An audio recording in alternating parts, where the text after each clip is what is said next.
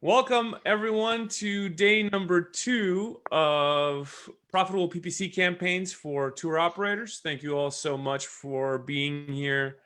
This is going to be a wonderful class.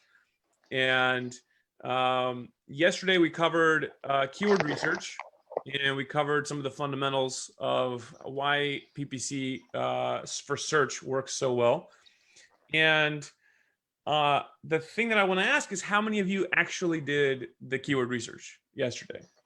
I did it live right after the workshop class, and I recorded my entire process, and I followed Pablo's instruction on how to do it.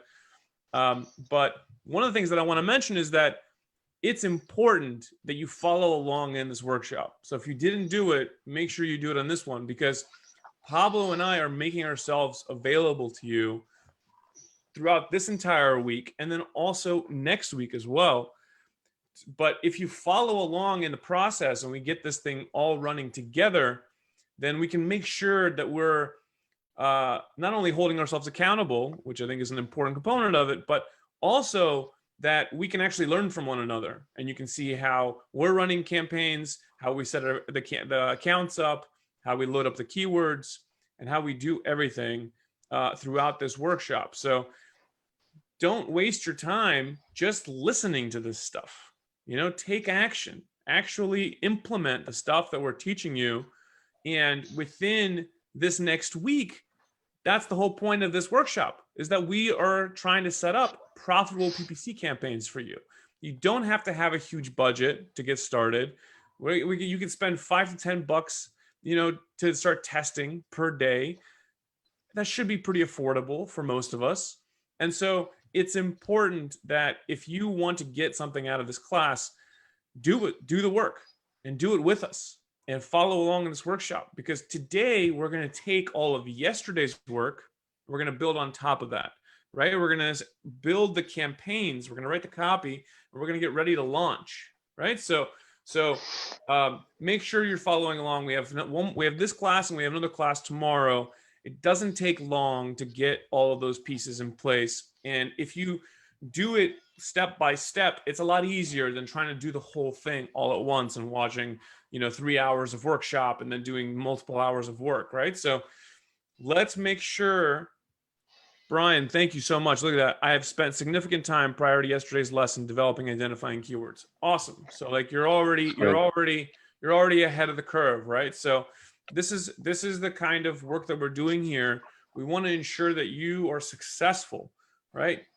That's fundamentally what we're trying to do. Some of you have paid to be here, right?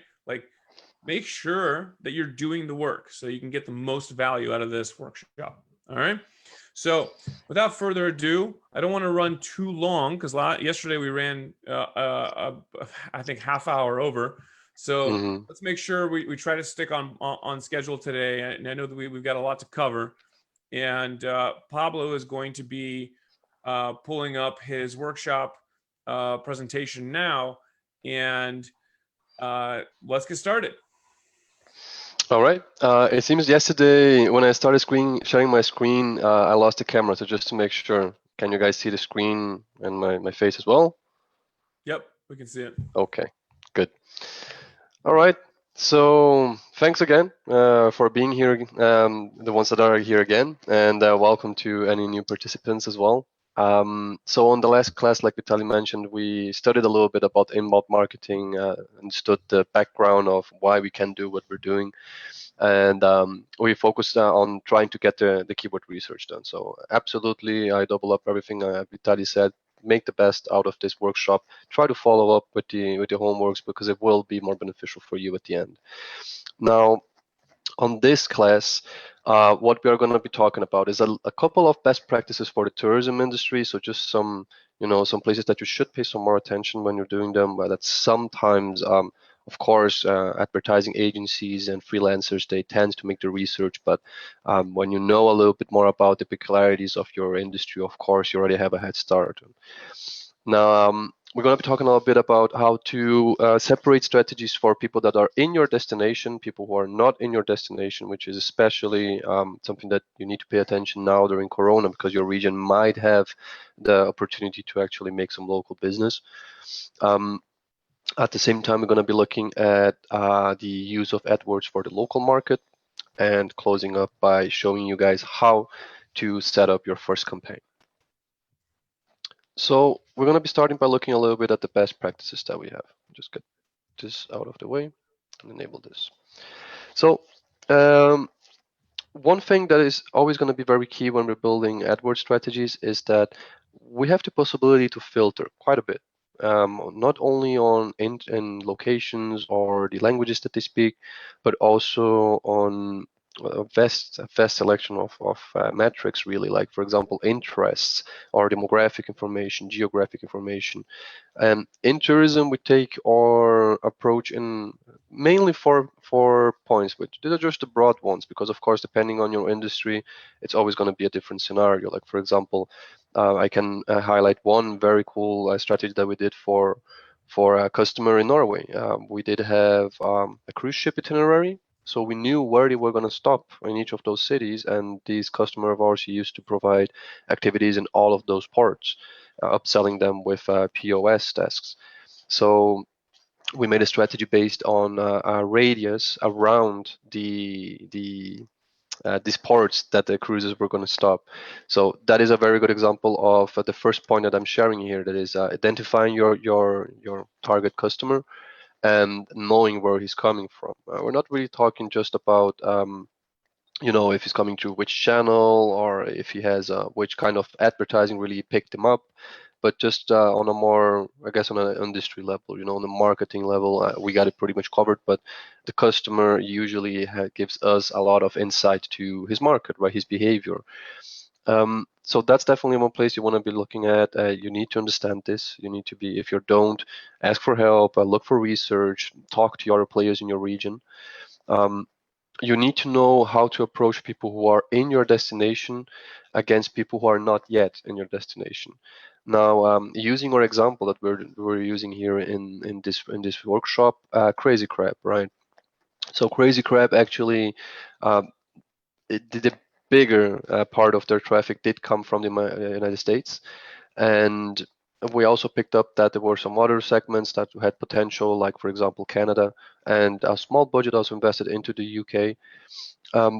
But the whole point is that during the pandemic, we had to adapt to that, of course, because the Cayman Islands is a small archipelago. It does not really have a lot of territory, and because of that, the restrictions on who could go in there were very hard. They're still up to this date. But we knew that there was a possibility, from a keyword standpoint, from a copy standpoint, from a strategic standpoint, to try to upsell something in the region that we were operating. And that, of course, we showed you on some of the examples on our revenue over the year. Of course, Corona is not our best year. I think that's just unavoidable. But considering on other customers and on other players that we have been benchmarking, that we were able to sustain the business and looking forward to this foreseeable future, thanks to this separation of understanding how to work the local market and the international market. So targeting different locations, you can have valid information from your CRM or your email base, or just by your booking software. Maybe it has some kind of information about that. Try to understand where they're coming from. Maybe you're just screening your guests when you're booking them, asking them what's your nationality. But it's very important that you understand the different locations, different languages, different behaviors. So giving an example here, which we discussed before as well, which is how to target Crazy Crabs ads inside of the Cayman and outside. As an example, we were talking that the private excursion is a very popular term. It has a lot of search. But if I do that on an international level, this keyword is going to be way too broad. It could be pretty much anywhere. Right, it could be a private excursion of Miami or Orlando. It could really be anything in the region. And even if we target people that are specifically in that region, that does still not mean they're looking for something in the Caymans, right? Even if we know that a big chunk of our audience comes from there, it would be biased to assume that all of it is. So private excursion or an attraction like the bioluminescence tour are keywords that we really we restrain them for in local destination, unless, like we see on the right here, combined with the location. You see, when we're using Cayman Islands excursions, that makes absolute sense for us then. Because if the user is in Canada or if the user is in the United States and he's looking for that, we know that we have a good offer for him. We're willing to pay for that click. I'm not willing to pay for the click for private excursions unless my copy, and this is where this big difference that we're going to have to know is between keywords and copy comes in. If my copy is crystal clear saying this is for the Grand Cayman excursions, boat excursions, private crew, if that is super clear, then I might even risk making an ad like this one, making private excursions outside of the Caymans. But the fact is that as long as my copy is able to sustain what I need to pass, so basically being able to support my message that this is in the Cayman, so if you're not looking for this, it's probably not the website for you, then I can actually have a good conversion. I can have an opportunity to upsell someone who, based on their search, probably wasn't even aware that Cayman could be a good possibility for that. So take it with a grain of salt, but as long as your copy is good, you may target certain keywords that maybe you're not really exactly on that service. Like another example I can give here for is we are a private charter company, right? We make small groups. Maybe we can make group charters, but then once we put our ad running, it says crystal clear private charters, right? So I think there was a discussion in the group yesterday in which we were seeing that people were asking, is it worth to bet on a keyword that is too broad for me? But people maybe were not aware that was an option. Absolutely, you can, but be extra careful with that. Reduce that to maybe 10% of your budget, because the chance of you shooting your own foot there are pretty high.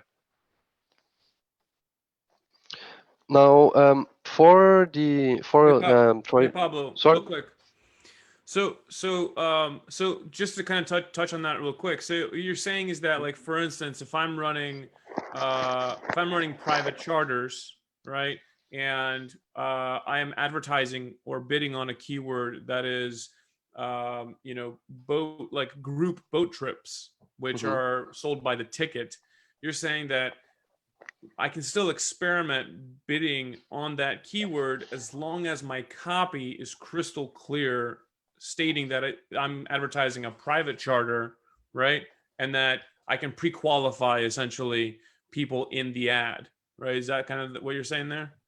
Exactly. Okay. So there is like this possibility, right? Because maybe the user is just not aware that there is the option for a private charter, right? Maybe you want to be aggressive with pricing, right? Maybe there's a 5 people group when you just say, look, my one is $500 the hour, but if you look at it, it's the same that you're going to pay for the group charter, right? Got it. And it's going to be Okay. yours. So I there see. are ways to That's do it. good positioning. Yeah. Okay. Hmm. Another question we have here from Philippa. She says, Mhm. does it make sense to advertise now to a location that can't travel to my destination at the moment? It's a good question. I think it's a question that probably everyone has, right? Look, it depends. It depends where you're located. It depends on your. I would say that your average ticket is also a very big part here. If you have a tour or an activity that you're going to sell and you're going to have a high ticket, then it might be worth for you to make some advertising, with flexible, for example, flexible conditions on cancellation. No, how do you call them? No withholding any kind of deposit, or not asking for any fees if they want to change the cancellation date, if they want to change the booking date or cancel, or get a voucher instead. There are ways to advertise for locations that are not available for your tourism business right now, but you have to keep in mind that you should probably bet on a long-term strategy, right? You need to talk about cancellations, kind of similarly how the flight industry is doing right now, in which they just are dropping the prices a little bit and saying, look, you buy now, and when you can fly, you fly. If you Right. cannot, you just reschedule it for you. So there are long-term strategies for that, for tourism in tourists from places that are restricted right now.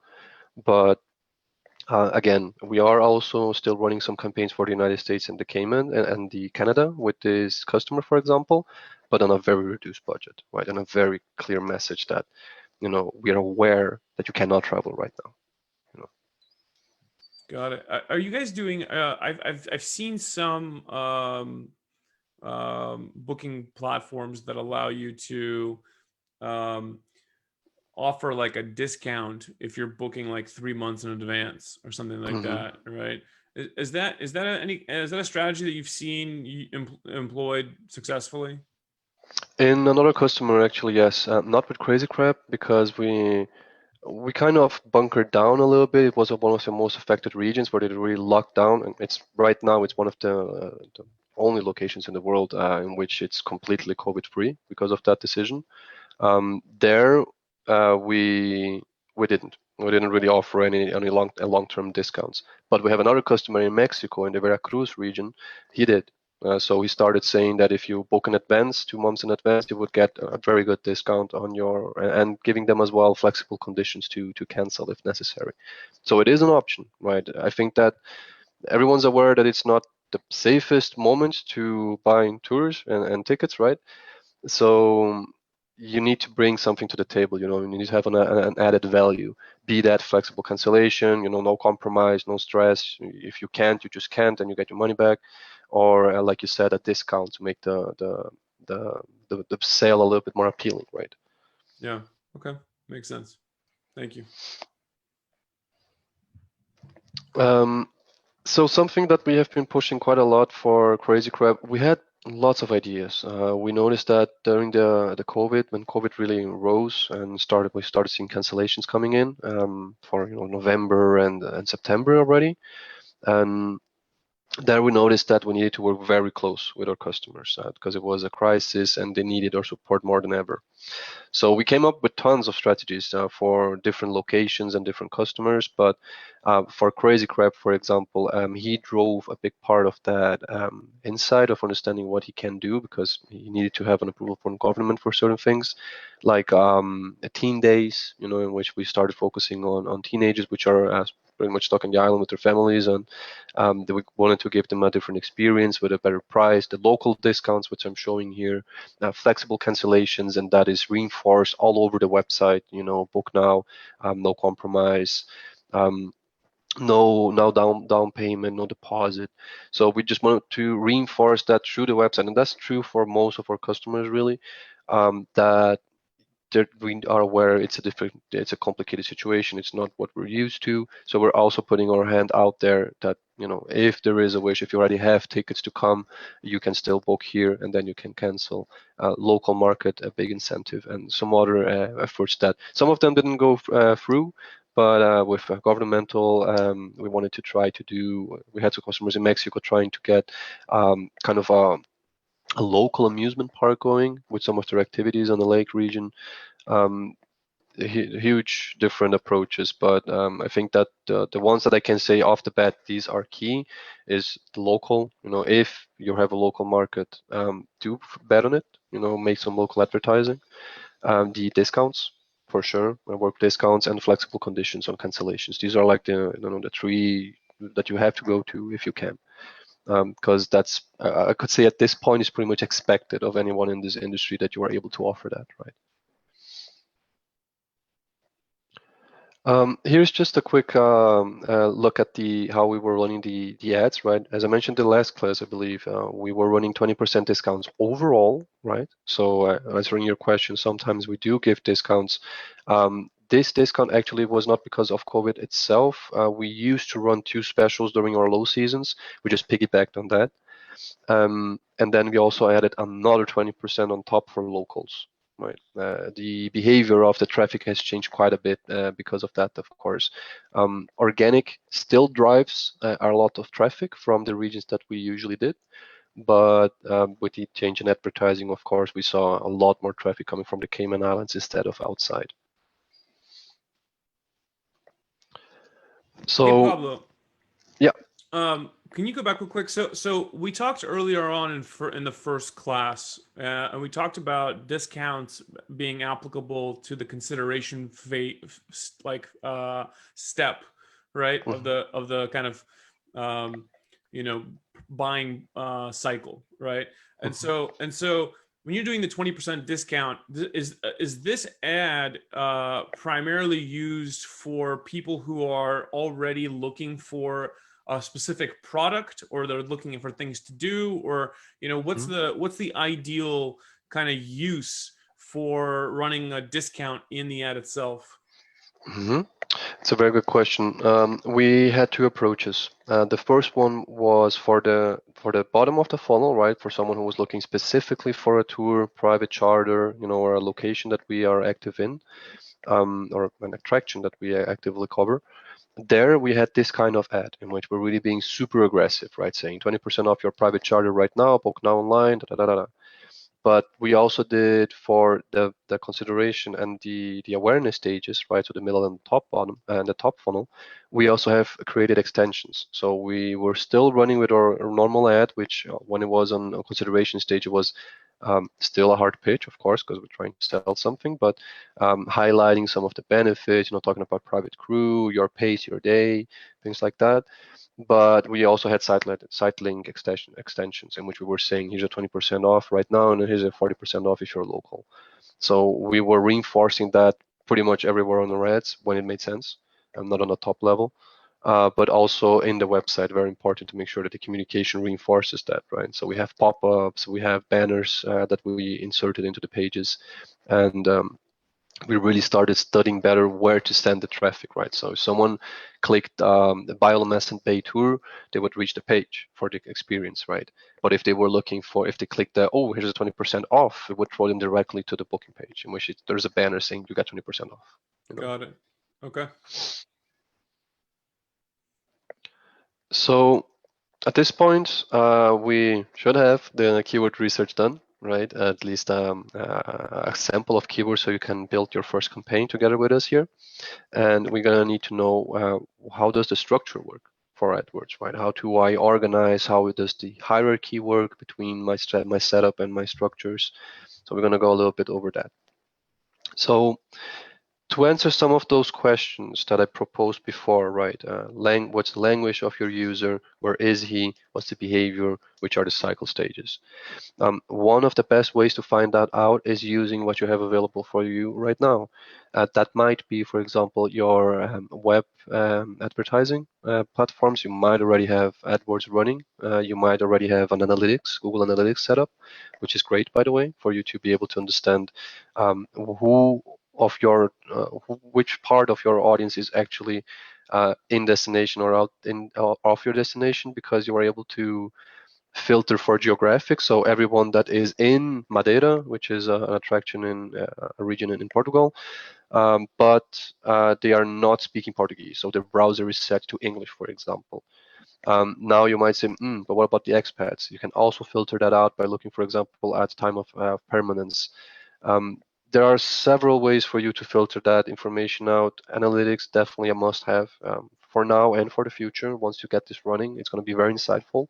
But you can also use some other sources, like, for example, a CRM.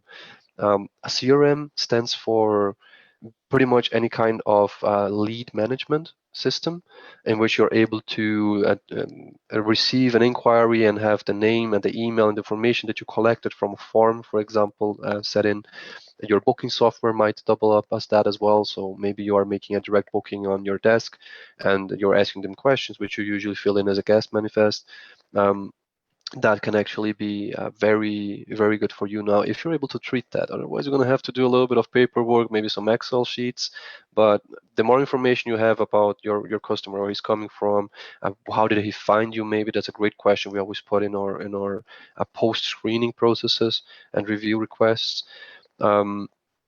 Try to use really all the technology that you have available. If you have a booking software, look into that. If you don't see it, get in touch with your booking provider. He might have that information on an API sheet, and also, of course, business data, right? So we have customers who piggyback on researches that are happening in the region. Maybe a DMO organizes something like that. Sometimes even OTAs have papers on this. do some research. If you don't have it, go after it. Look at tourism stats. Look at there's a lot of travel blogs. There's a lot of groups, right, like the one that we're in here, in which you can get these informations. There's FocusWire and tons of others.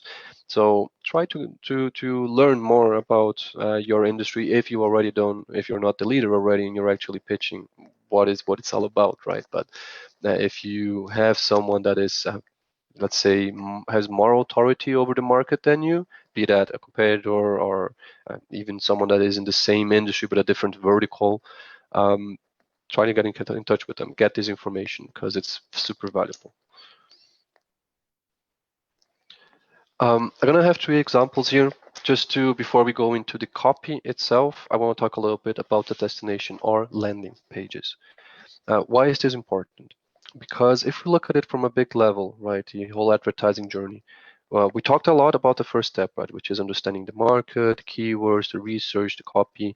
All of that needs to translate into a very good copy and a very good ad, which is being shot to the right person at the right time, right?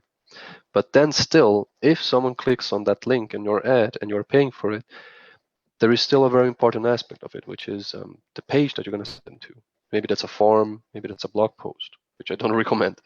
Maybe it's your homepage, maybe it's a booking page, right? You need to decide on that. You need to be able to understand for this query that he has, and I'm triggering an ad, and I'm giving him this proposal, I'm pitching him this benefit or this, this characteristic. He's clicking on it. I need to follow up with that. So you can never do something like saying, hey, here's 20% off, click here, they click, and they reach a page, and the 20% is nowhere to be seen. You're going to have an instant bounce. That is a very bad sign for Google itself. It understands when a user comes in, scrolls through your page and says, that's not what I was promised, and leaves. And that can harm you quite a bit in the future. So very important to close this cycle and understanding that you need to have a top level awareness over the journey that your user is going to have. Once he reaches your destination page, that doesn't mean that it's final, right? It doesn't mean he might go to your menu and see, oh, this is actually something more interesting. I'm going to click it. And that's not bad. That's actually good because then he's showed some interaction with your website. You have the opportunity to start a conversation. Maybe you invite him for a WhatsApp call. Maybe you retarget him with an advertising. And whatever it is, it's better to have someone reaching a page, getting the answer he has, and kind of pitching the next step, which is the call to action, instead of just leaving.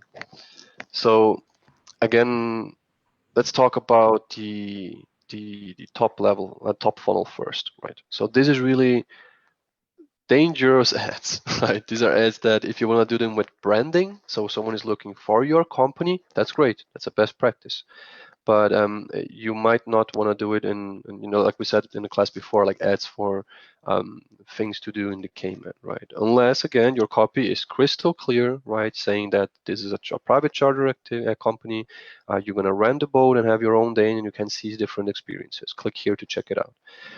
That might be a very good user to send, for example, to the homepage, right?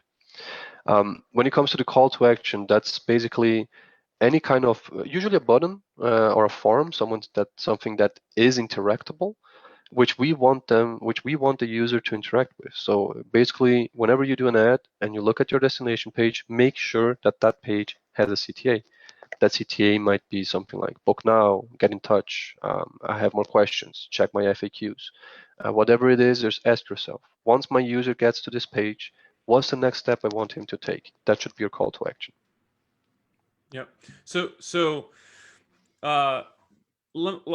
this is a really important, super important component of profitable PPC campaigns. Okay, you essentially, and Susan asked a good question too. She said, if you need a specific page, then should that be on your website? So the way to think about this, very clearly is the person is typing in a certain search into Google and expecting to see a certain result, right?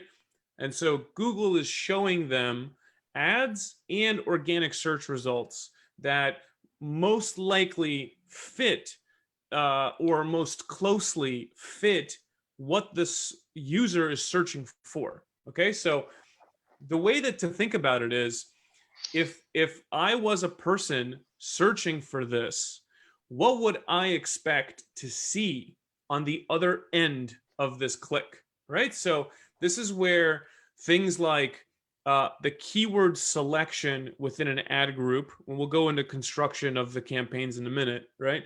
But to think about uh, the keywords that are in an ad group and then what ad copy you're showing them has to be super aligned, right? And actually has to incentivize the click, which is why Pablo uses things like a discount. So I'll give you an example. If someone is searching for the Louvre Museum walking tour, right?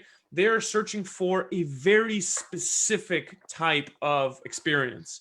And if the ad shows the ad copy, right, and your ad, if you're bidding on the Louvre museum tour, right, and your ad copy says the best Louvre museum tour you could possibly take, and then on the landing page and where they click through actually is a product page or a tour page with the booking button, that is a very high intent search, meaning that someone is looking for something very specific. You have offered them something very specific in the ad itself, and the landing page on your website or wherever the booking page is, that page is very specific. You wouldn't, in that particular case, you wouldn't want to take that person and take them to your homepage of your website, right? Mm-hmm. Because they're looking for something very specific. You've promised them something very specific, and then you deliver to them something very specific.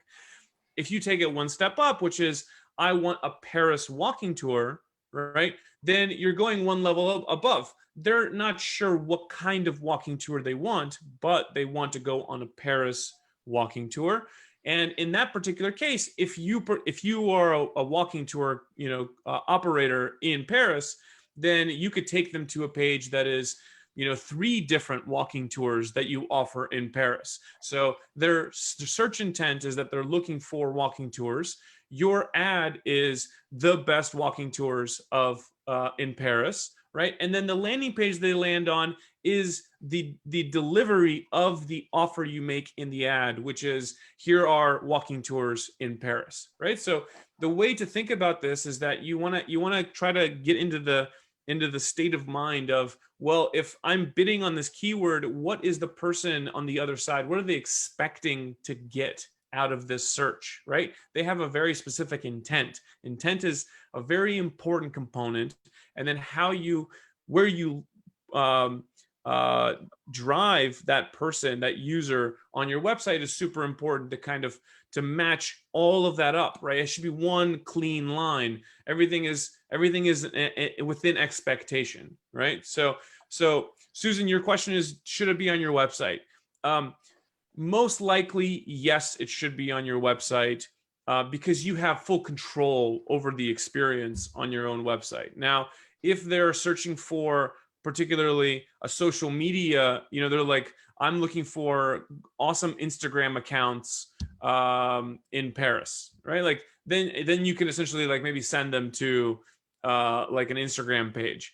I wouldn't suggest doing those types of campaigns. Maybe, there's some probably cases that Pablo probably has all kinds of great ideas around how to structure awareness type of campaigns, but most likely you'll want to send them to a property that you have control over, right? And we'll talk about what goes on the landing page, later on, but that's kind of the way to think about it. It's just making sure that the whole expectation is aligned, that you're delivering the thing that somebody is expecting to see after they click, right? So Susan asks, if I'm advertising an autumn cycling holiday, then presumably my landing page should talk about autumn cycling holidays rather than just a list of different tours. That's correct, right? Yep, So that's the absolutely. expectation, right? That's the expectation is if they're searching for autumn, right? Maybe that's a very specific search term. It's very possible that they will actually put in, autumn cycling tours into Google. Most likely, they'll just type in is cycling tours, right? And then you'll want to take them to a page that actually talks about the cycling tours that you offer. right? So I wanted to break that down a little bit further as well, because I think it's a really important and what fundamentally sets profitable campaigns apart from non-profitable campaigns is making sure that you're delivering what the user is expecting. That's true. I have another example here on the on a mid funnel, right? So just before I go into this, I think just making a bridge on what you said, Vitali. I think it's very a kind of a easy formula that we could think of for an example like Susan's, which is kind of where we, when we onboard a new customer, for example, and we still don't have all of that research done. The first indication that we look at it and we kind of start baking up our campaigns is that for a very broad term like cycling tours, you send them to your homepage, right? Because then they can learn about you, about your company, check your reviews, check which categories you offer, which destinations you cover, some of the benefits, some social proving of why you're good at it, why you are relevant for the query that he has. On the mid level, which is where we're now, I would send him to a specific page in which you are refining a bit more. I guess for us, that would be either a blog when we see a very rich search intent, like Italy for couples, could be a very good search intent that we don't consider top level, where we push it to the mid level, because we're going to have a great blog about it, but we are also going to be having a very clear CTA, right? Read more, check other places, check our destinations, check our tours in blah blah blah, which was one of the ones we mentioned as a good city for couples.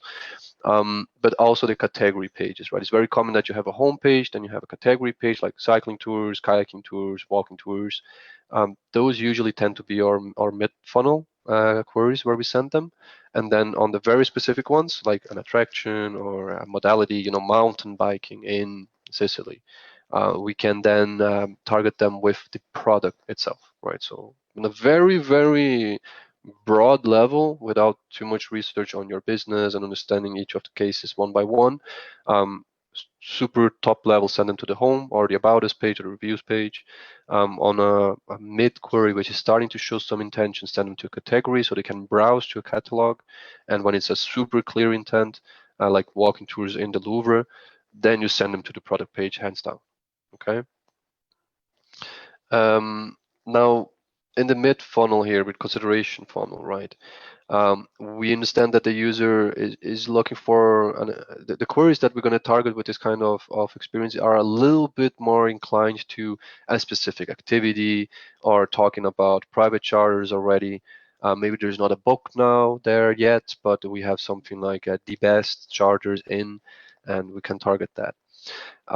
Our calls to action here, sometimes we push them for conversation. We try to restrict the conversation, right? Be that WhatsApp, email, form, up to a moment where, this specifically for Crazy Crab, right?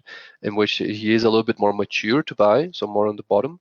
But still here sometimes, I think I mentioned this the last class, a very good tactic for us here is the adventure planner, right? So we send them to either a blog, which is answering the query that he has, my Cayman with kids, the best activities for families, and we do blog posts about that.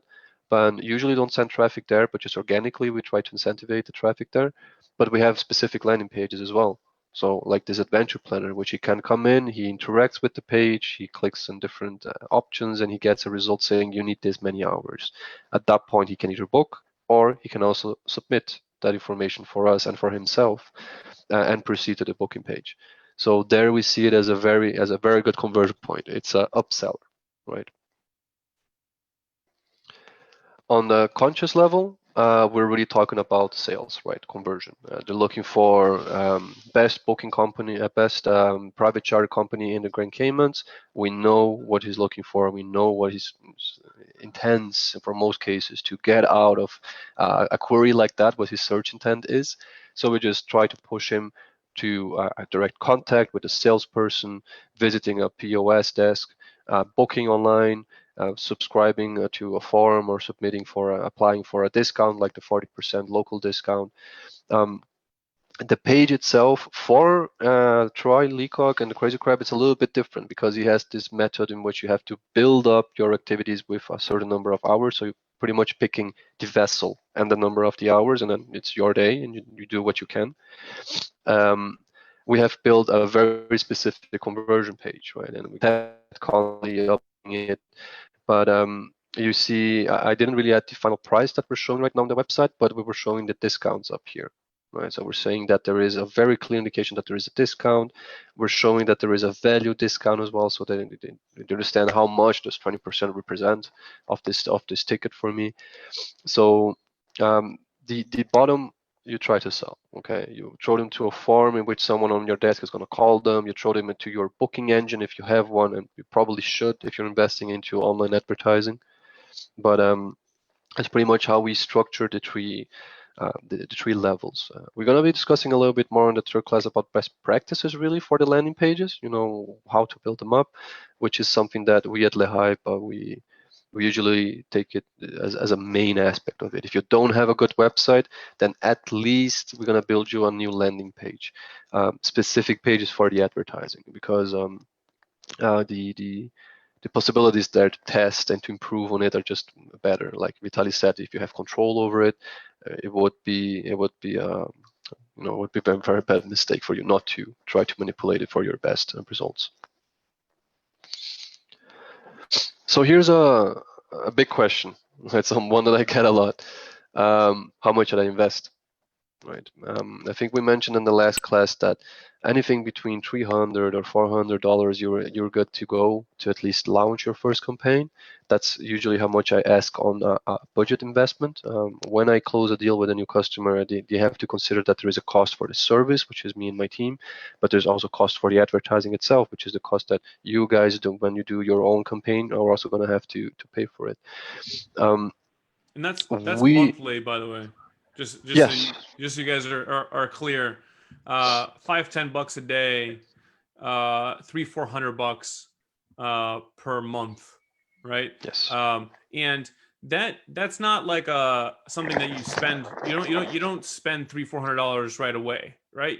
Google, the way that you run ads is that you say, I want to spend this much on a daily basis or in total, and you pay per click. I mean, that's what PPC means, pay per click.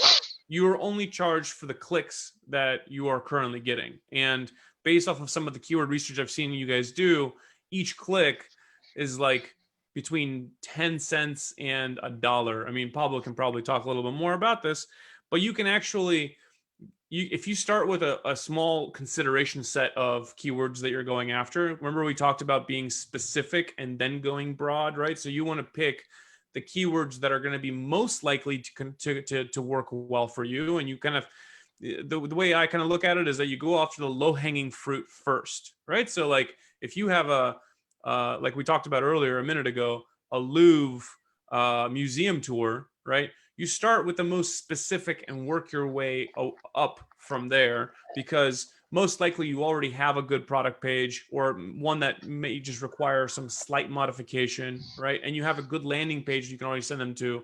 Instead of building out this massive campaign and trying to go after awareness and consideration and decision stage, it's much easier to start with a small budget, go after the low-hanging fruit, and you iterate and you pay as you go. And so it doesn't require a tremendous investment to like get started, right? Like that's kind of why this is an important kind of thing to mention, because $300-400, by the time you spend $300-400 at the end of the month, you should actually be making a pretty good amount of money. I mean, it takes time to like really kind of iterate and like figure out what's working and what's not and make small minor adjustments.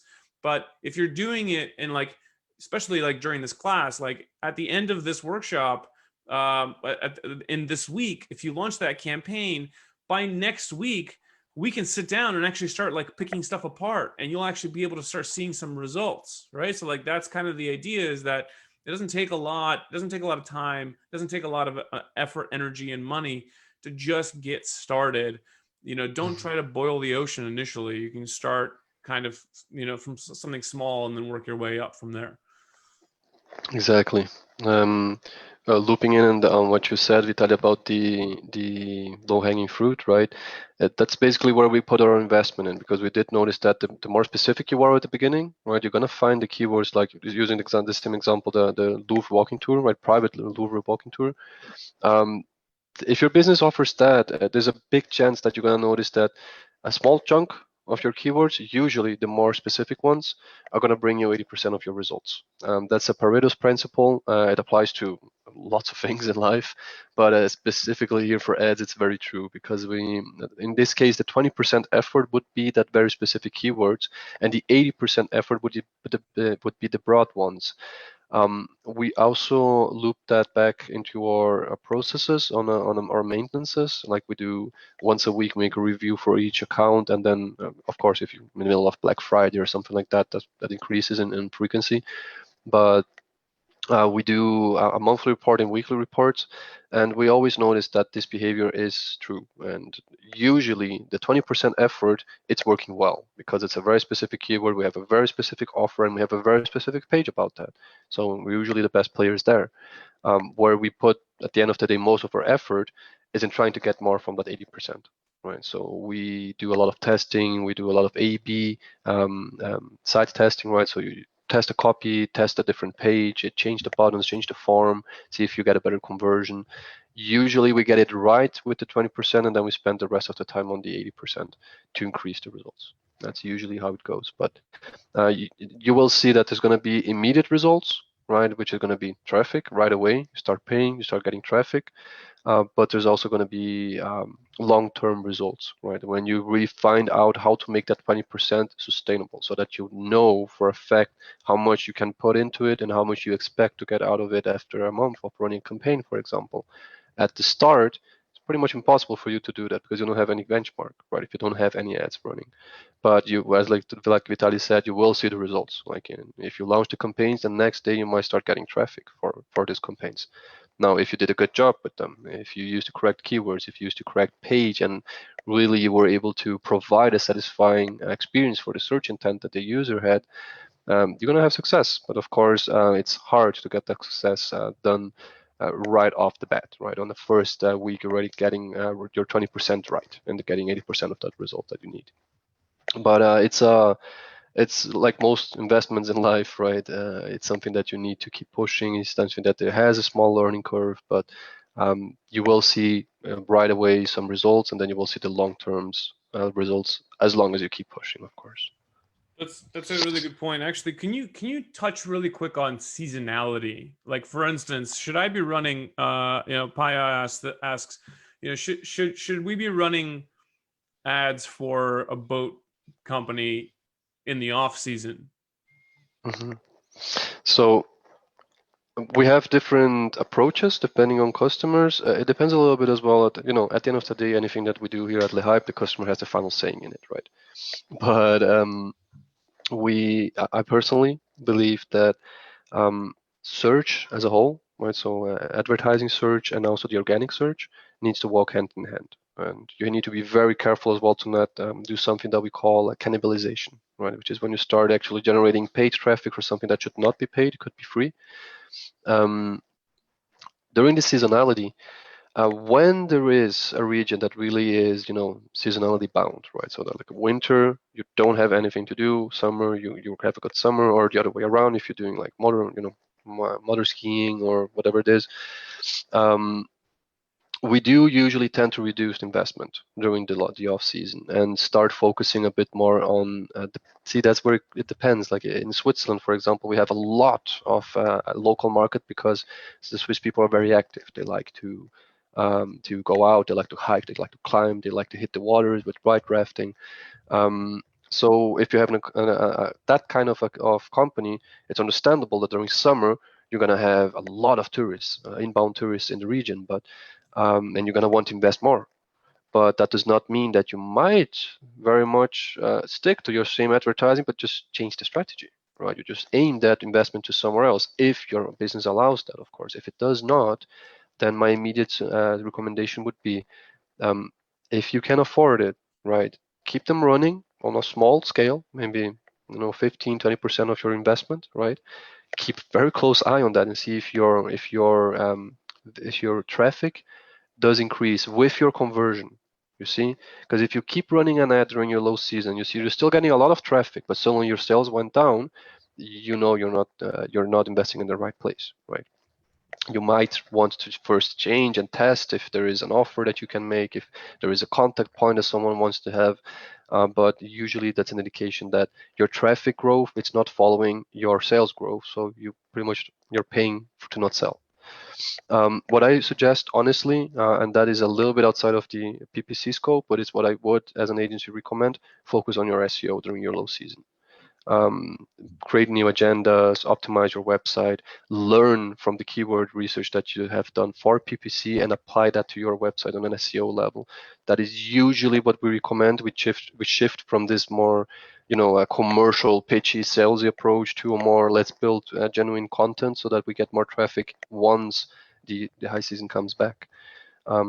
So it's I'm happy to we can have a call over this and discuss it as well, because it seems it's very important, right? It's a very important question, but it's really up to each case, your service, your seasonality, where you are, if you have a strong winter or not. It depends. But in general, I would say the attention for what you're doing, it does shift. You can still try to restructure your AdWords, or you can actually try to invest in other fronts like social media, SEO, and so on. Okay, sounds good. So for this workshop, right, like we said, there's so many variables between you guys, between how many verticals you are working, between what kind of activity you are providing, or if maybe it's a walking tour. We need to be able to kind of create a general rule for everyone to work together here in this workshop. So we decided to go ahead and propose that we do 2 campaigns. One of them being a branded one, so that when someone searches for your brand, or in some cases your competitor's brand, that you want to show up, right? So your brand term should be included there. And also a general campaign, which we're going to ask you to be focusing more on your product, your service, and your pitch. Okay. It's important that you try not to repeat the keywords between the 2 campaigns, because each campaign is going to have its own budget. Each campaign is going to be running with its own metrics. You don't want to compete between them, right? You want to make crystal clear. If someone searches for my brand, walking tours, Pablo's agency, Lisbon, then I want to show my brand campaign, right? If someone is just looking for walking tours in Lisbon, then I want to show my general campaign, okay? So we're going to explain a little bit about the hierarchy of Google, the Google Ads. And I think it's also a good time to maybe have a look at the homework sheet just to explain how we're going to be using the second tab here, okay? Now you'll see that the first thing we have here is a campaign marker, then we have an ad group, and then we have the headline. The headline is effectively where the ad starts. When you start with this, the headline is the first thing that's going to be shown on your ad. What I want to explain is what the campaign in the ad group mean. So if we look at this sheet, I think it comes a little bit more visual, right? That the account level is your company, right? It's your account on AdWords in which you're managing all of your ads. That you can call it whatever you want. Once we go into campaign, which is then the first level segmentation, here I would like to ask you that you create a branding campaign and a general campaign, or a service campaign, or if you're a charter campaign, if you're an adventure company, adventure campaign, whatever you want to call it, but just one focus on product, one focus on your company. Now, each of those campaigns, they might need more than one ad group, and that's where I'm going to leave it up to you guys on deciding how many ad groups do you need. Maybe you are an adventure company and you have different segments. You have air sports, water sports, earth sports, speed sports, and that basically can be reflected as individual ad groups, right? I would not segment them as individual campaigns, but as individual ad groups, because each ad group is at the end of the day going to have a respective keyword, right? And a respective ad that is going to trigger from that keyword. The keyword is where it's going to really call Google's information. He's going to look at the keyword and see which ad are you running on that, from this ad group, from this campaign, and he brings that information in. As an example here, let's say that we are an adventure company, right? And then we have Pablo's company, that's my brand campaign, right? And I'm gonna put Tour operator Pablo, that's going to be my first one. I'm going to put keywords in there that are related with my brand, right? So I really want to isolate anything that's my brand because that will be cheaper. I have that brand name in my website, I have it on my URL, I have it on my domain. So that really shows that for Google, I have more authority for that. Competition on your own terms for your own company's name is probably not going to be that expensive, right? So it should not, unless you have something very um, approached with SEO, right? Something like walking tours in Italy. That's the name of my company. It's also a very important keyword, right? So you kind of have that mix and match there. You have to be careful. An ad group could be, for example, winter sports, right? And here we're going to be talking about what to do in Switzerland during winter, best activities in Switzerland during winter, best snow activities in Switzerland. And all of those keywords are going to trigger my ad. Pablo's company, the best snow activities and winter excursions in the region. Just a bad example, okay, but just to give an understanding of what I mean here. And I have another grad group which is going to be water sports, and then I'm going to have one for kayaking. Kayaking tours is going to give me one ad. Rafting tours is going to give me another ad, and then maybe I have a keyword which is just a bit more generic, right? Like water sports near me. Maybe I want to have an ad for that in which I'm sending them now, not to the product page, because I don't really know exactly which product he wants. Does he want rafting? Does he want kayaking? But I know he wants water sports. So I'll just send him to my water sports category page. Does that make sense? That makes sense. How many different ad groups would you recommend having? For this initial kickoff that we do together, I think that if you shouldn't really go over four to not confuse yourself too much, unless you really need it, right? Unless you have a vertical that really needs this different segmentations because you have too many offers or we have cases like safaris. Safaris are huge and they're hard to work because they have so many itineraries, you have so many variables, right? There's safaris to watch elephants, but also to watch lions, general safaris, safaris with camping, self-guided ones. And then you have a huge menu, you have a huge lot of offers, and you need to rebuild a lot of ad groups so you can isolate them. But I would say that now for start, even if you have more than four verticals and four needs really, let's try to keep it simple at this get-go. Maybe consider just a search intent, like tours, activities, sightseeing, the more broad ones. Then you create those as ad groups, and then you focus, like we were saying all this time, your effort in finding the long tail keywords for that ad. So anything between 2 and 4 should be enough here, honestly. It's one branding campaign, right? Right. And then inside of that, I think one ad group is enough. On the product one, I expect that you guys might need more than one ad group. Again, if you're just selling one specific tour, you might just need the one and just make different keywords for different ads, right? The broader ones and the more specific ones. The But it's the really the up to you one thing that guys. you the one thing you guys should also know is that if you the your targeting, your geographic targeting is set at the campaign level. So I'll give you an example. I'm building a campaign. Well, I'm building PPC campaigns right now for private boat charters, right, in Tenerife. Okay, so I would have one campaign where I would do private boat charters um, that are geographically targeted to Tenerife, because if somebody is in Tenerife and searching for private boat charters, I want our ad to show up to them, right? And then I'm going to have another campaign because I have a lot of people coming in from Europe, from outside of Spain, and I'm going to create a different campaign where I'm targeting certain countries where I know I want people to be booking that are incoming, right? That are coming into Tenerife. And so this is so like when you think about like your campaign structure, you want to look at your campaigns by geography and then also by the primary kind of grouping around that, right? And then within each campaign, you have an ad group. And an ad group, you want to have, Pablo, I don't know how many you think, but like I usually don't do more than like 5-10 keywords per ad group. I make them very, Hmm. very tight and very specific because within an ad group, those keywords that are in that ad group are going to trigger the ads in that ad group, right? So Mhm. so the ad group I keep very, very tight and I keep very, very clean. So Brian is asking, can you explain the differentiation of an ad group? Brian, I'm not sure exactly what you mean by differentiation, but I'll give you an example, right? So private boat charters, right? So like if I wanted to do boat charters, I would create an ad group um, for boat hire.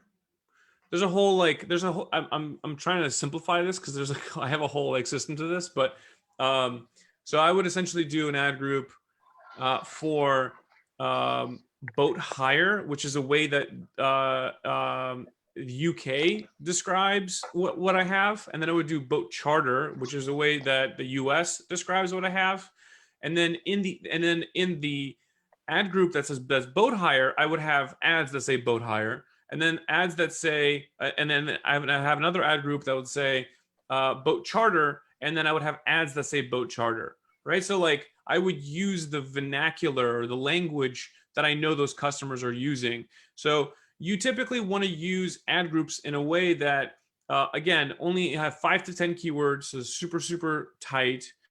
Um, so Brian is asking, so there's 4 on this chart.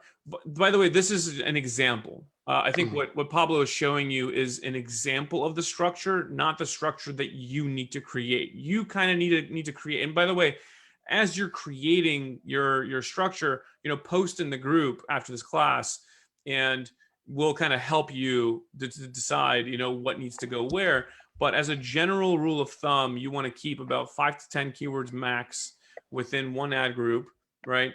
And then make sure that the ads that are there closely align with the ad that shows. And there's another component of an ad group, and that's the landing page, the destination URL. Like, or you do this. You said the destination URL per ad, right? That's not right, Pablo. Yeah, I believe so. Yeah. So that's it's a simple way to think about it. I think that it'll get easier once you kind of start like working with the different keywords that you want to target, and again, we'll kind of help you along the way on doing this. I want to be very mindful of the time. We're already at an hour, so Pablo is just going to kind of like go through the rest of this presentation. And then if you guys do have questions, please post them in the group, and then we'll help you, throughout your process. Right. So I think the next one would be the video, but just to wrap it up, then this is what's gonna be looking like when you open up the AdWords ad editor for the first time. We have a video here which we're gonna be showing, but this is pretty much gonna be where you fill in the information. Okay. Now remember the template sheet that we have, right? You should have your keywords by now, and you have a second tab in which it's gonna be showing your copy. Now, Vitaly and me were discussing before the webinar, we are going to post some examples of other customers of ours of good copy that we know has had success, and share that with you guys so that you can kind of have an orf. You should be able to write this down here into this sheet, each of those fields that we were just looking at here before. So these ones, they are reflected into these sheets here, showing you also a maximum character count. It's very intuitive because you will be able to see a preview of the ad while you're building it. So it should be pretty straightforward. Now, I have a video here. I have it open on YouTube already. Vitaly, should we go over this video? That's my last slide, and just because of the time frame.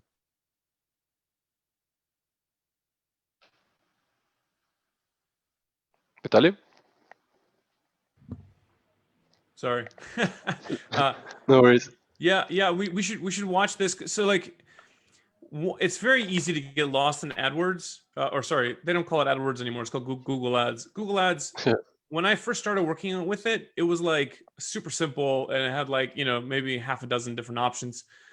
Now it is just a behemoth of an advertising platform, and so this video will also be posted in the group, so you guys can actually follow along and see like how to actually set up the account. right? And then how to add your keywords and then all that kind of stuff. So Pablo's going to show it. Actually, why don't we just post it in the group instead of watching it now? Do you have anything specific that you want people to know about setting up their Google Ads account? It's not really, right? It's not rocket science. It's the wizard is pretty good, which I personally didn't use in the past as well when it was still AdWords. But I think there is not really like you said, there is so much that you can do here, right? But we're so focused on search right now that I think it should be pretty straightforward watching this video. It's really highlighting step by step, showing you where to click. We're showing you then how to use your sheet as well inside of this video. So once you're gonna go into the copywriting, we're actually showing you just to make sure you got it. Like here's your sheet.